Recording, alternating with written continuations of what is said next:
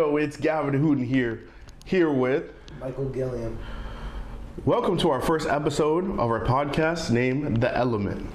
So, Big Mike, what recent movies have you been into? So I've been into the Avatar and the new Black Panther. Really? What are your thoughts about the new Avatar? The new Avatar I thought was great because of the scenery and because of the action. It was great in all aspects, and it's on the top, selling really well in the box office. I think it just passed one of the old space.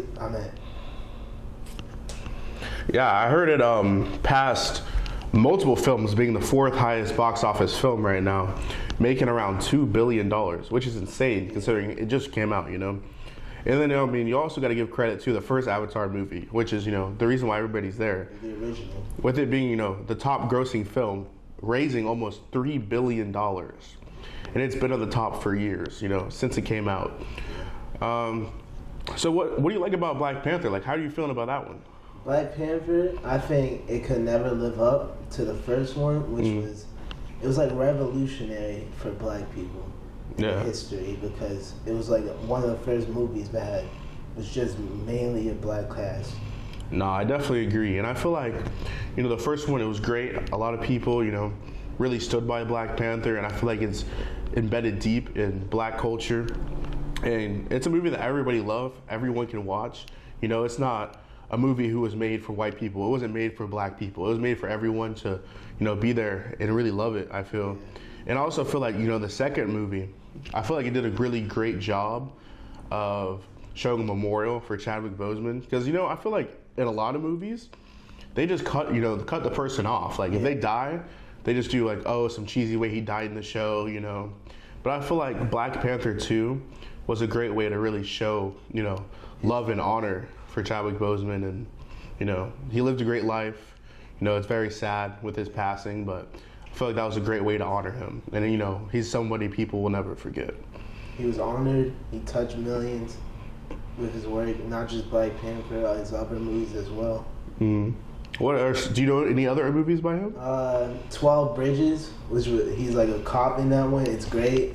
It's about him trying to stop two people from leaving the island, because leaving New York City because they stole money.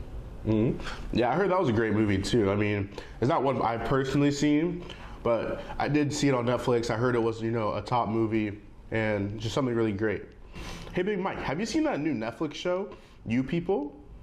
I haven't gotten a chance to catch that one yet. Really? So it's actually the #1 show on Netflix right now, and it's a movie. It's slightly a social commentary and a romantic comedy from two people from completely different worlds. So it goes through the main characters are a dude named Ezra, which, he's a very traditional white Jewish family. That's where he comes from. But, he's the type of guy who really breaks through the social norms, and he's really into the culture, Black people. He's into rap music, things that normal Jewish people aren't necessarily into, by the way they put it in the movie. Because I feel like the movie, it's a great movie, but it's also very stereotyped to where his family, they're very Orthodox Jews. They're very with their religion. And I feel like it breaks social norms, and it shows that people from two different sides of the world can come together and love each other, which I feel like is something huge in America with problems we face racism, discrimination, anything on that type of facet. And I feel like it was a great movie for people to see that even though two people can be very different, they can come together to, love each other. Exactly. It's not all about the traditional ways of your people. You can bring someone else, especially in America.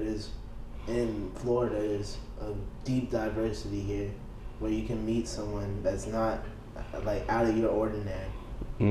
I definitely agree. So Mike, we've talked a lot about the new movies coming out and a lot of culture surrounding that. So how have you been feeling about, the new rap music that's been coming out?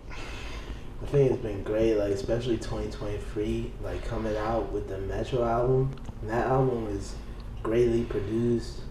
It had great features. Future really did his thing. Gunna did his thing. The only thing I was disappointed with about that album was Travis Scott. He could have performed better, in my opinion. But What'd you think? No, I definitely agree. I mean, I thought it was a great album. There's so many great songs. I thought it was great, you know, the amount of people who were able to work on it and, you know, add their little touch. And I thought it was great. I really liked it. So, Big Mike, here's time for the big question. So, rap music, right? Who's the best in the game? To me, it's either Drake or Lil Baby, because Drake's been killing it for years. His albums always sound great. Mm-hmm. Lil Baby, he's on that grind always putting work in with his music, and you can really tell through the producing and his lyrics. Yeah, I definitely agree. I mean, when it comes to the conversation, who's the best? I mean, it has to be Drake. No one's topping Drake right now. I mean, it's not even just right now. You know, if you go back, you know, 10 years, who's at the top?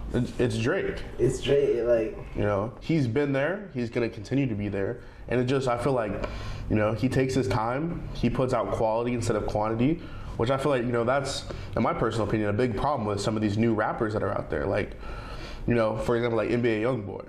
You know, I feel like his albums, they're either good or bad. You know what I'm saying? Because I feel like he's not sitting there taking the time. And when he does take the time, they're amazing. He's one of the best, you know what I'm saying? But when he doesn't, they're awful. So I feel like, you know, someone like him, you know, can't be in the conversation if you're out there putting out bad music. Exactly. And I mean, you also got to give Lil Baby credit though. Because I mean, Lil Baby, you know, he's someone who, he came out there strong in the rap game. You know, he hasn't been there for super long, but I feel like his music, it's influential. It's really just changing minds, you know?